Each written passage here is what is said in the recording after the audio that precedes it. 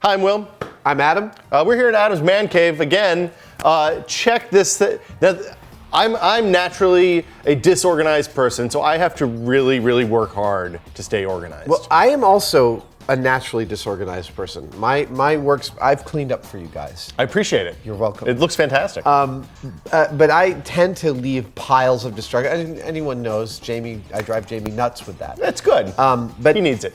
But I also have this OCD side of myself where I deeply love and am comforted by extreme levels of organization. Well, and when you have something that helps facilitate that, it's fun. Like I like to put everything in the right slots and have everything.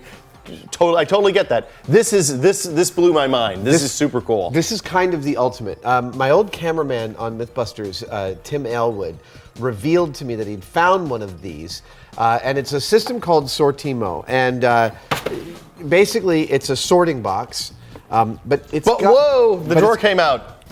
What's that? The drawer came out. Not only does the drawer come out, and not only does the top clear, so you can see what's inside of it, but the compartments are modular. Oh, wow. And they can move wherever you want them to go. So this is your pop rivet drawer. Yes, and then the thing is that where they move, even when you've pulled some out, because of the registration system, nothing gets unsorted.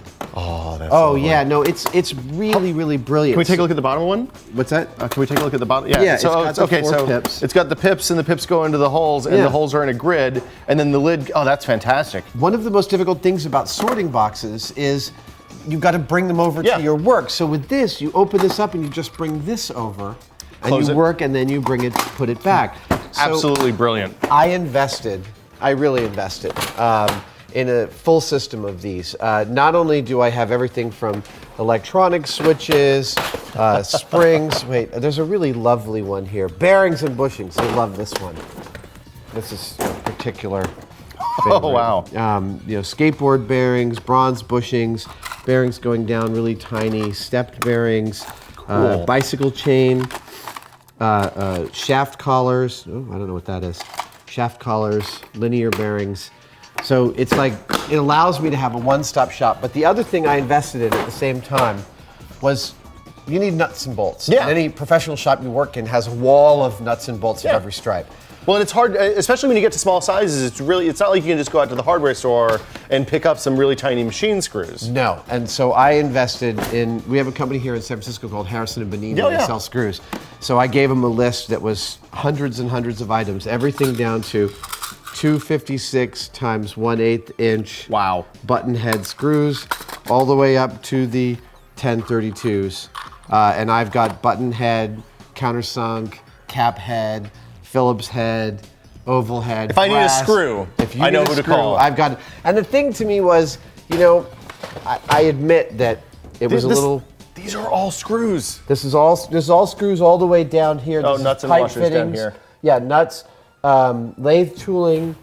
Metric and imperial or standard? I do have a full set of metric bolts, but since they don't come up as often, it's not nearly as complete. Okay.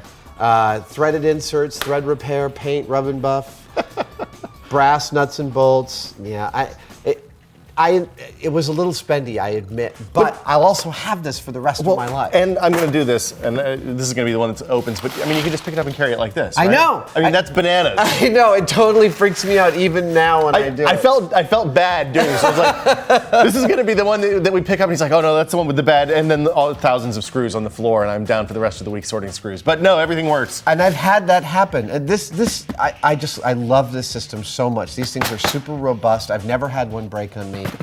Clearly, I've purchased more than I can fit in here. Well, I mean, why not?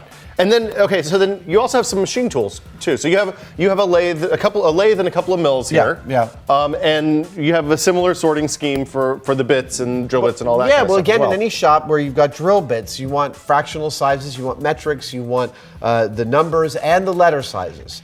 So what I've done is I've bought these drill dispensers. So here's fractional. Here's a 1/16 inch drill bit. Wow. Here's the numbers. Here's the number 60. That's about the smallest standard sizes, but of course you can climb up from 60 all the way to 80 here. So you have the essentially needle bits. The needle bits, and then you get all the way down here to the bigger ones, to the even bigger ones, to Oh wow. the monster ones. And you can see actually this one, I've been using it recently. Oh yeah. Well, and those are hard. I mean, you need a kind of big drill to use that. Well, this is you couldn't even hand drill something like this, and I would be wary about chucking one into a drill press because it's very likely to grab your work and send it right through your head. Yeah. But for my mill, for hogging out large amounts of material out of the middle of big stock, this is one of the fastest ways to do it. These are called Deming bits. There you go. I love having a complete set. It's a lot of bit. So this has been another Inside Adam's Man Cave. We'll be back later with more. See you guys later. I'll be sorting.